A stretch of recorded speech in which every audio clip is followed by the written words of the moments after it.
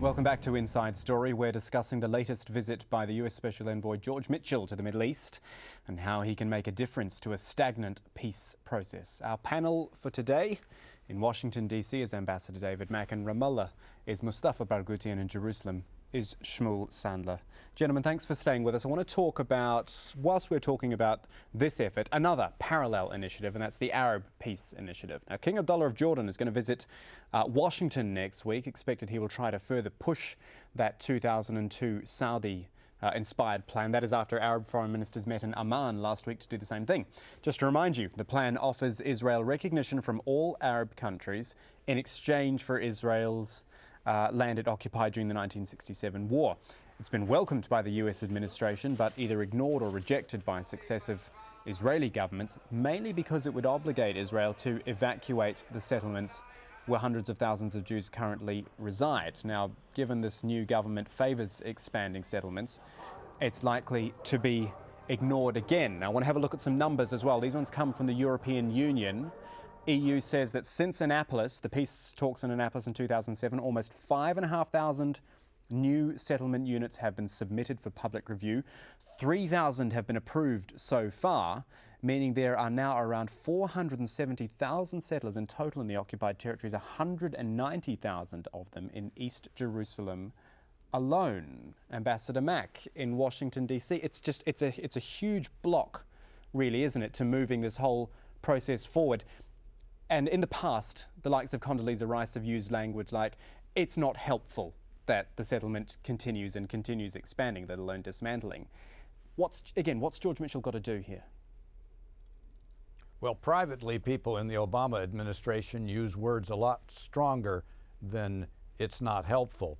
And certainly the two big threats to progress and the resumption of progress are terrorist activities emanating from Hamas for the most part, and the continued growth of settlements, not just expansion of the settlements, but the increasing numbers of Israelis in the settlements, which makes it harder and harder for Israel to eventually negotiate some new kind of relationship with the Palestinian people, and over the long term to become accepted by their Arab neighbors and Turkey as a permanent feature in the Middle East. Shmuel Sandler in Jerusalem, I appreciate, of course, that you're not an Israeli government spokesman. You can't speak for them, but I wonder if you can sort of get us inside the thinking into settlement expansion. I think we can pretty much say the rest of the world keeps saying, don't expand the settlements. In fact, you should be dismantling the ones from previous years. So why keep doing it? Why keep expanding settlements when it's just making everything a bit more difficult in the future? Thank you. Well, so far I didn't hear anything about expansion of settlements. I just know that what we have seen in the last 8 years is the following. We have seen that there was hardly any expansion of settlements, and we still did not get peace. We dismantled all the settlements in the Gaza Strip, all of them to the last one, and look what we have gotten. Okay, we have gotten a war of terror taken over by Hamas. And look, until 67 there was no settlement. Did we have peace? From 67 until 77 there was a labor government which built only temporary settlements for security purposes. We didn't have peace until 77. But is the answer in carrying on? Is there any answer in carrying on expanding? I don't know. Those numbers I just said came from the European Union. They've said 3,000 have been approved since Annapolis. That's expansion. I don't know how you count them, you see, because if you count them around Jerusalem, this is already a consensus. Even the Americans agree that this is going to be Israel. And we are ready to give other territories in exchange. This was what Olmert suggested to Mr. Abu Mazen. He offered him an exchange for every territory that has settlements. We're going to give you territory from within pre-67 Israel. And so far, nothing has moved. So let's not make the settlements as the main issue. Settlements are not the main issue. The main issue today is that we don't have a strong government on the Palestinian side, a moderate one. And what we do have is Hamas, which is now controlling Gaza and is also threatening to take over the West Bank. And if they take over, that means that we have Iran there. This is the reality. And so settlement is just an excuse. If there would be good intentions, if there would be a willingness to go for peace, believe me, settlements are not going to be the issue. There's enough territory here for all the two nations to live in peace. Mustafa Barghouti in Ramallah. Mustafa Barghouti, sorry to interrupt you there. Shmuel Sandler says settlements are an excuse. Yeah, I don't know how far one can go in creating illusions and misleading people. We all know that Israel created settlements in according to Yigal Allon plan, which initiated settlement building straight right after occupation in 1967. First in the Jordan Valley, reasons, and then around Jerusalem. No, not for security. Why are you putting 500,000 people? This is not for security. You're subjecting. Don't interrupt me, please. I did not interrupt was you. a labor minister. Don't interrupt me, please. If you can hear me, because I heard you well. I challenge you. Tell me now, I challenge you. Will Israel return East Jerusalem to Palestinians? Will Israel return East Jerusalem to Palestinians? Jerusalem this cannot is occupied be territory. Otherwise, our capital is going to be exactly like in the Gaza Strip. Exactly. Okay, then exactly tell people like the truth. Strip. Israel says. The truth is that Israel is saying. The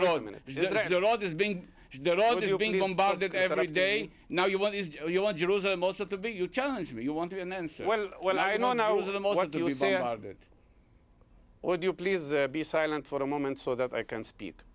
What you are saying is that Israel's position is that there are no occupied territories, that the occupied territories are part of Israel.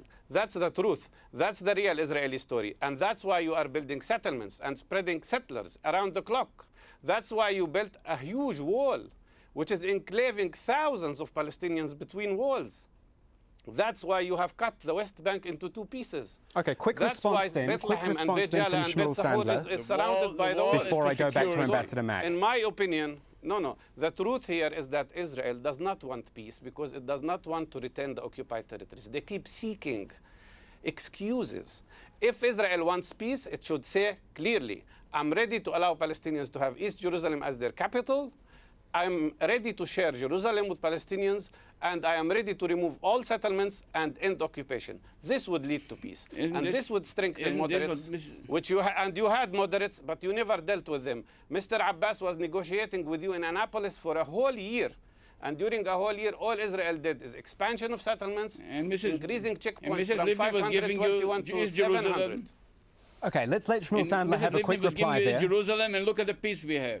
Okay, let me jump in now because we're starting to run out of time, unfortunately, and I want to get a reaction from Ambassador Mack, who's obviously been listening to this exchange over there in Washington, D.C. I mean, it was interesting because Shmuel Sandler said that settlements were almost an excuse and not a big issue, but with the exchange we just heard there, it's a big issue.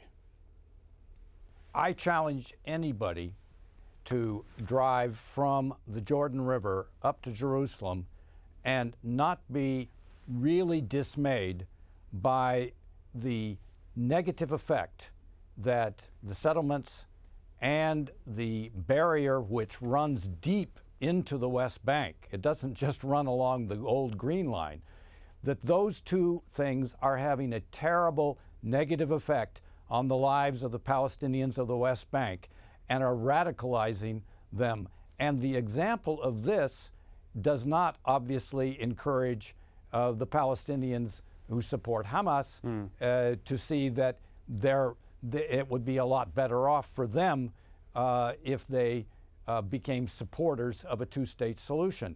If that's a two-state solution, they don't want it. And it's hard to see how any Palestinians would.